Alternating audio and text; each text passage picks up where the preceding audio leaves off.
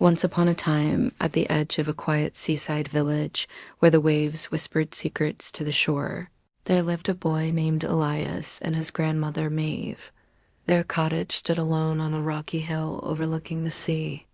Its whitewashed walls were cracked by salt and wind, and its blue wooden door groaned whenever it opened, as though the house itself were tired. Yet inside it was warm with the smell of bread, herbs, and old stories. Elias had known hardship all his life. His parents had been sailors, lost years ago to a storm that never returned their ship. Since then, Maeve had raised him with gentle hands and steady courage, teaching him how to mend nets, gather driftwood, and listen to the sea, to the wind, and to his own heart. Every night before sleep, Elias climbed the hill behind their cottage and gazed at the sky. He loved the stars more than anything else in the world. Maeve once told him that the stars were maps not of places, but of who one was meant to become. As years passed, however, the village grew poorer. Fish became scarce, boats returned empty, and one by one families packed their belongings and left. One winter evening, as the fire burned low, Maeve coughed softly and sighed.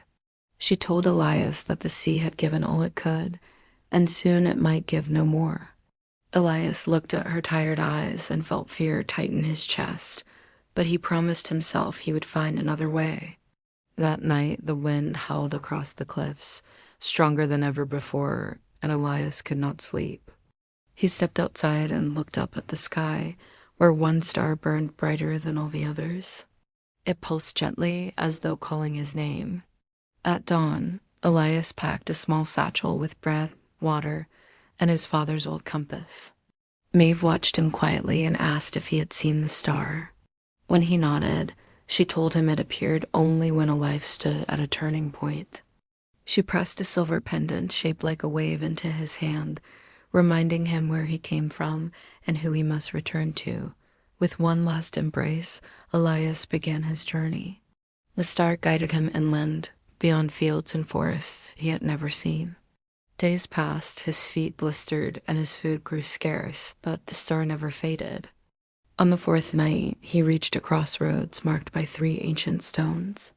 Beneath them sat an old woman wrapped in a cloak of feathers. Without looking up, she told him he followed the star because he sought what was broken. She showed him 3 objects, a glass feather, a rustic key, and a black seed, and told him to choose only one. Though tempted by the feather and the promise of the key, Elias chose the seed, which felt warm in his hand. The woman smiled and said the hardest paths grow the strongest roots, then vanished like mist. The star led Elias to Aurelia, a city of high stone towers and silent streets, once powered by light itself. At its center stood a cracked crystal spire, dim and dying. Guards tried to stop him, but a young scholar named Leora allowed him to enter. Inside, Elias saw the heart of light flickering weakly, broken long ago when fear overtook the city. Remembering the seed, he pressed it into the cracked stone beneath the crystal.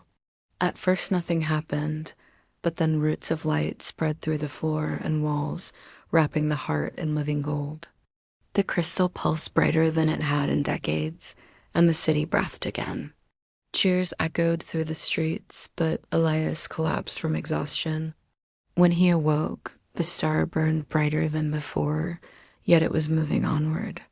Leora told him that restoring light always came at a cost, and that he must continue following the star. She gave him a book, saying that stories survive even when cities fall. The star next led Elias into the desert of echoes, where voices of the past whispered endlessly. He heard his parents calling to him from the sand and nearly stepped forward, but the pendant at his chest grew warm. Remembering who he was, Elias refused sorrow and the whispers faded. At the desert's heart, he found a sealed well. He dropped his compass inside, and the well burst open, releasing water that turned sand into soil and despair into life. At last, the star guided Elias back toward the sea, but dark clouds gathered and the light began to flicker. From the waves rose the tide warden, a creature born of forgotten promises. It demanded to know what Elias would give in return for restoring what others had abandoned. Thinking of Maeve, Elias offered his own light. The pendant shattered, releasing his memories, kindness, and hope. The star descended into him, light spread across the sea, and the Tide Warden dissolved into mist as the storm calmed. Elias washed ashore at dawn, where Maeve waited with tears in her eyes. She told him he had followed the star, and Elias replied that it had led him home. The village flourished once more as fish returned and boats sailed safely again. Though Elias no longer saw the guiding star, he felt its glow within him always. Years later, when children asked how he saved the world, he would simply smile and say that he listened and took the first step. And on quiet evenings, when the sky turned gold at sunset, a single star would pulse softly, as if remembering the boy who dared to follow it.